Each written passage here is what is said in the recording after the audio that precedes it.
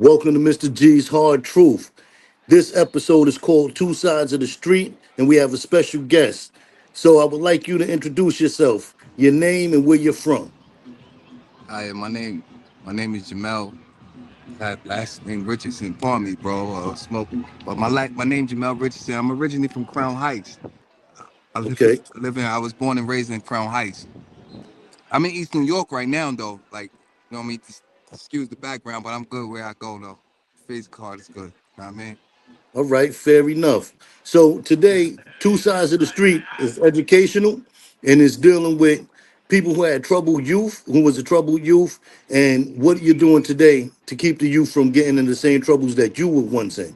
So if you would give us a storyline of how you came up and what it was like for you as a youth. Now, yo, you serious? My trouble, like, my storyline is crazy because I was raised in a single parent home, like, where my mom's by herself holding it down, and I have a disabled sister, so it was just us holding it down. So, like, far as trouble youth and where I came from, I don't know if a lot can relate to dealing with this generation, but I'll tell you this much: me starting off as a youth, it was crazy because I had a lot of responsibilities that I try to like uh hold without a father figure. You understand what I'm saying? Like the father was active, but he wasn't active. So he wasn't a deadbeat. He just was lazy. You Okay. understand me? And then that's when I started looking for like I told you, I could sit and say like I know I don't look it, but I started running the streets like 88, 89 Well, you is when I took it was really back. like, Yeah. yeah. I try to like even in like I'm in Cyprus right now. You understand me? Like I know older people. Like I always been a youth dude that's happened to older people.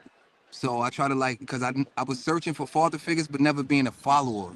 You understand me? Like I wanted to always Mhm. follow like the movie lines of greatness. You understand me? Like I was a person that was drawn to bad guys, respectfully. I always Mm. wanted the gangsters to get away. I always wanted the gangsters to win. You understand me? Interesting. Yeah, I So, did. I was interested. Like I always want the villains to win. But the thing about the villains is that they're structured and the line of learning things. Like I said, this is where the trials and tribulations as of you compared to how I am now. I'm just like I'm amazing. Like I'm so unstoppable, and I don't have a entourage behind me because when you're dealing with entourages, the actions of others can also put you in positions that can jeopardize your whole life. You understand me? So that's what I'm absolutely. saying. Like to come from that era where I came from, my life was great because I dealt with trials and tribulations early. Like I did a 12-year bid. I got locked up from like 14 to like 26. You understand me? And like it was a crazy run. I wouldn't realize it, but I got locked up and I went to DFY spa and then all that. And at this time I was living in Fort Greene. I was in Farragut.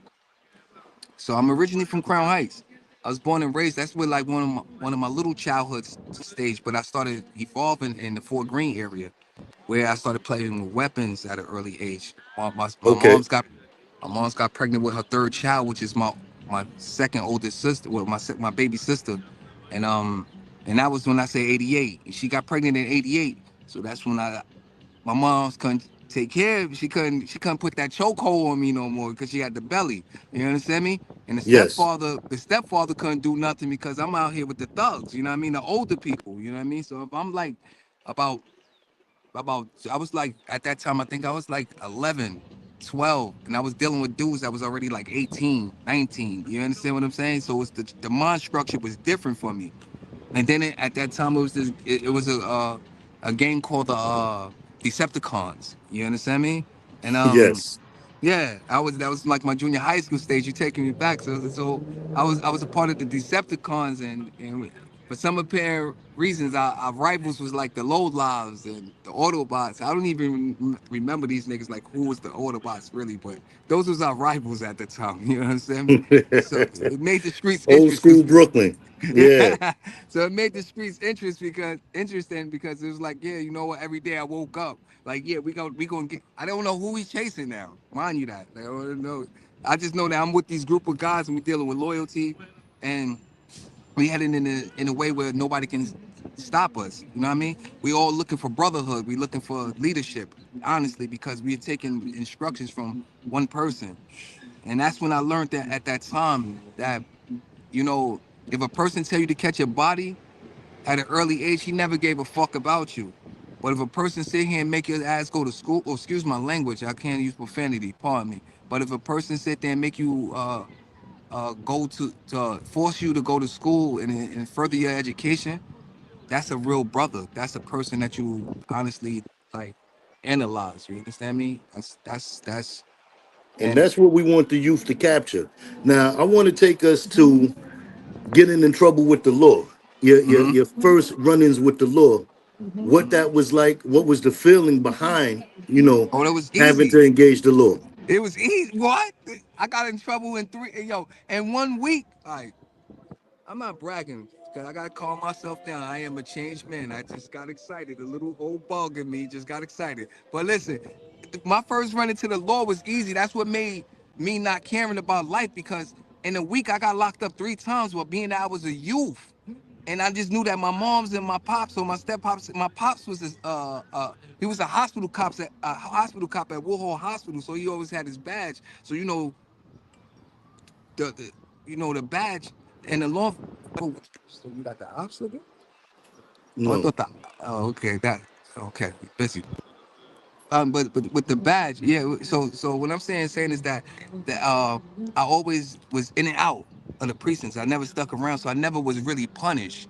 And that's where the like the laws nowadays is different from back in the days because they gave us so much leniency. Now they don't play. You understand me? They packing the little ones up. You understand me? That's what I'm saying. When you run into the law, they treat you as adults. You understand me? So Can you give us a roundabout year that this was taking place? 91, 90 and 91. I kid you not. I'll never forget it because I got locked up in 92. I left the Okay. streets in 1992. And I didn't come home to 2004. You understand me? So yeah, 90, from 89, like the end of 89, like the end of 89, I started evolving to to like 1990 because my mother got pregnant again with with her fourth child, and that was my little brother. And she really couldn't stop me with that situation, and I was out of control at that time. So I was in dealing with the law a lot. Like I had to go to family court. I was suspended from school. I was in junior high school, suspended, and I was uh I was doing dumb shit. Like I was heavy involved in weapons. Like for some apparent reason, like I like evolved in. I never was like the Pac-Man. Never was a runner. You understand? I was, but I was a shooter. I was like more like I said, like movies. I try to live my life more according to like movies, like Hitman's and stuff like that. You understand me? Like, Now, just for the sake of the viewers, and we don't condone violence. This is educational nah, purposes definitely. only. And anything that he's saying, he's already done time for. So just to put that out there. Um, Definitely. I yeah, definitely did time and I reap it. This is something that I'm never going to promote. I'm not promoting. I'm telling from life experience that how yes. you can just sit here and I'm happy to be here because the route that I was going, they counted me out before 18. You understand me? Like my own family said this boy is going to die at 18. I am now in my 40s. You understand me?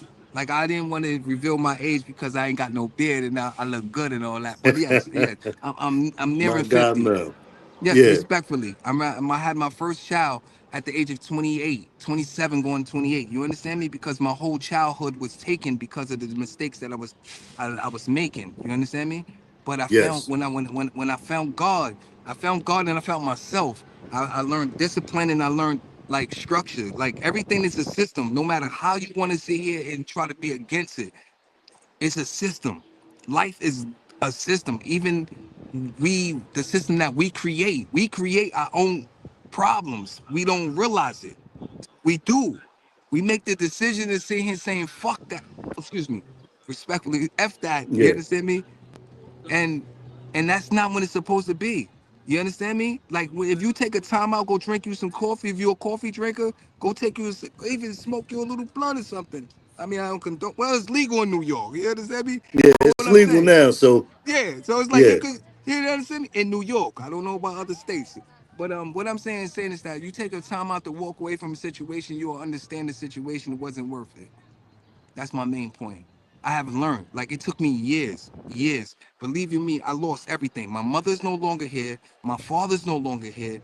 I can't. My baby brother that everyone cherishes is no longer here. I still have my sisters, but it's still a dysfunctional situation. You understand me? And Yeah. me as an older individual have to be prepared for the outcome. Like even if I'm in the streets, I'm in the streets, but I'm not really in the streets. I'm not a youth. I'm not toting no gun. I do not have no weapon on me at this time. If you run up on me right now, this phone right here will call 911 automatically. Cause I'm nervous. I'm a civilian. You understand me? Respectfully. Like Yeah. I don't want I'm not looking for any problems. I'm not trying to start any problems. I just want to sit here and make it through every day. And like coming from where I came from, I did a 12-year bid. Like I have beautiful children, about one female. You understand me? I never stepped out of the line of I'm still a structural person. Like I believe in like morals and I believe in like stages and levels of excuse me because there's a lot of activities going on. So Yeah. Always got to stay on point to your yeah, surroundings. I get it. so I'm just it's just when you see but what I was saying is that um when you trying to like when you want something in life you can achieve it. At first I used to think that the fast money was the best way. But guess what? Every time that fast money came around, bro, that shit didn't even, I mean that money didn't even last long, bro. You understand me? Like I blew Hmm. through it because I thought I was literally competing with somebody that had more money than me. You understand me? I'm imitating their image instead of being myself because me being myself is what got me to that money in the first place. The decision, the hunger, the determination. That's what people have to understand. We all have this power within us that we can make greatness. We all are kings and queens, bro. We are. We are all rich. We are. People may say I'm bugging out because I'm in the projects. I'm no. You have people that's in the projects that never want to leave the projects. Then you have some of the most famous people that come from the projects. You understand me? It's about the decisions you make. Jay-Z was born in Marcy.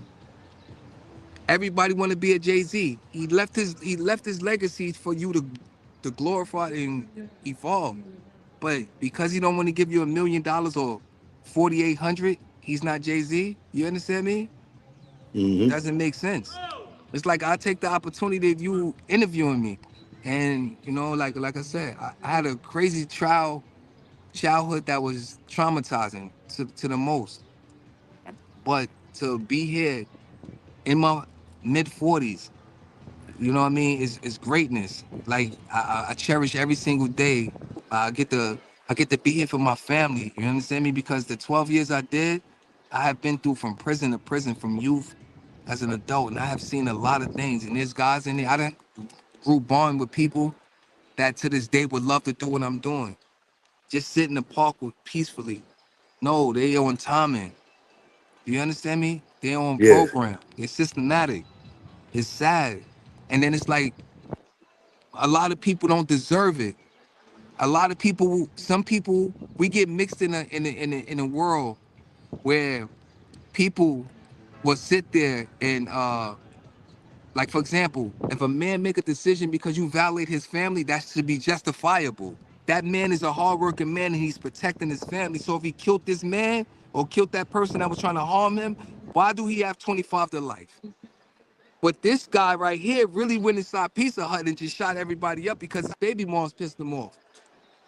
Give that motherfucker, excuse me, God damn it, Yeah. but give that individual the book. You understand me? It's not fair. It's not real probable justice, bro. And the people that have the money in the platforms that even come from the places that we have, all right, okay. And y'all leading by the cops. All right. This is why I love Brooklyn. Yo, the cops is leading them like, oh, hey, that was so beautiful. Let me show you.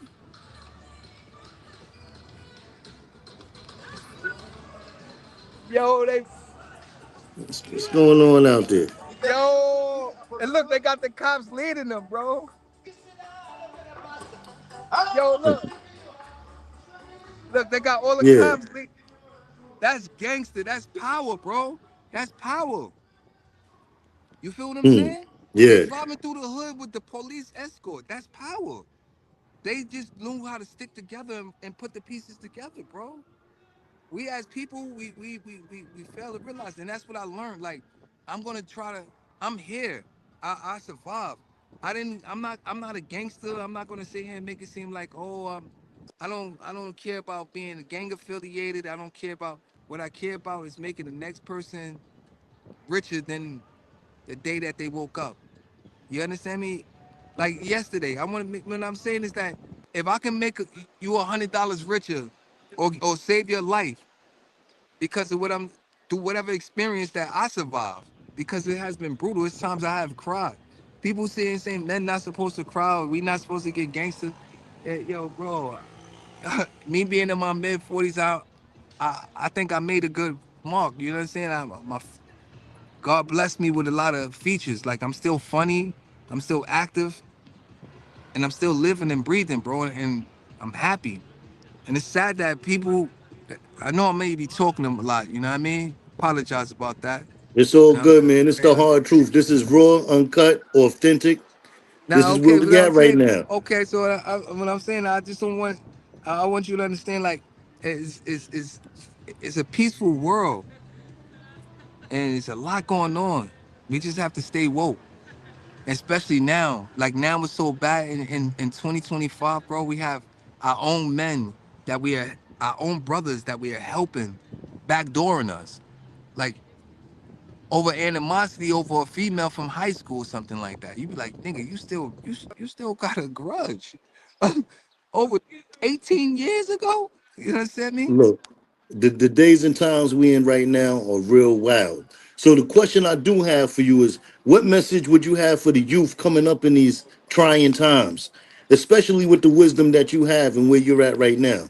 The youth that's going here now is wow. I tell them to unclick themselves, focus on working and stuff, like, and really take care because you have to blame that generation before this, as far as the mothers, their parents. You got the fathers that's saying it's okay to be gang affiliated and be like scammers and stuff, and then you got the mothers that's trying to sit here and make it seem like it's okay to be a 304. For those who don't know, 304 is just you turn it around, it spells a spell a word. You understand me? Yeah, But the point I'm trying to make here and say is that my best thing out and advice I would tell them is to keep themselves occupied and watch their surroundings. Don't really this not a time that you can trust anybody. You trust people off of their actions. And the person that care about you, they will reach out to you. Lack of communication is the main cause of separation. If they can't communicate with you, they will never understand you. That's it. You understand me? Like that's a great you, jewel, brother. That's a great jewel. and it's serious because you have to tap in. Because if I'm not communicating you and understanding you, I don't never care. I should be able to accept you, rather you up or down. But a lot of people is users. You know what I'm saying? I still get used to this day. And sometimes I enjoy it. You understand me? That's what I mean. Like yeah, because sometimes I play the game like yeah, you think you got me, but and then sometimes I sit there and I let it go too far because I be like I know they playing me, but they really got me. You know what I mean? But that's life. We can walk away from things like that. Hey, oh, mommy, I want an icy. Yo, let me get the icy.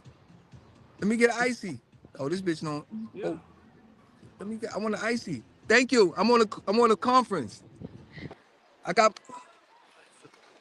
Thank. Thank you. So Yes. Mel, I Yeah. also know that you're an entrepreneur, Right. dealing with I got adult you. entertainment. And Right. and what I'm gonna do is I'm gonna bring you on the adult edition of Mr. G's Hard Truth. Yeah, he getting the icy, he moving around, Yeah. Hold doing on. what he do. And Now hold on. BK, Once. nah, I got you. I'm holding All it right. down. Thank Go you. ahead. Get your icy. You know, we keep it official over here. You know, we don't do much editing, and this is real life. You know, right now he moving and grooving, doing what he do. But we did Now want I'm to just send trying this to get a message little to the icy. youth on real in real time. Um, I hope everybody could get something, get a message out of what he was sharing today, learn something about lifestyles. And this is Two Sides of the Street. On that note, we're signing off. Peace.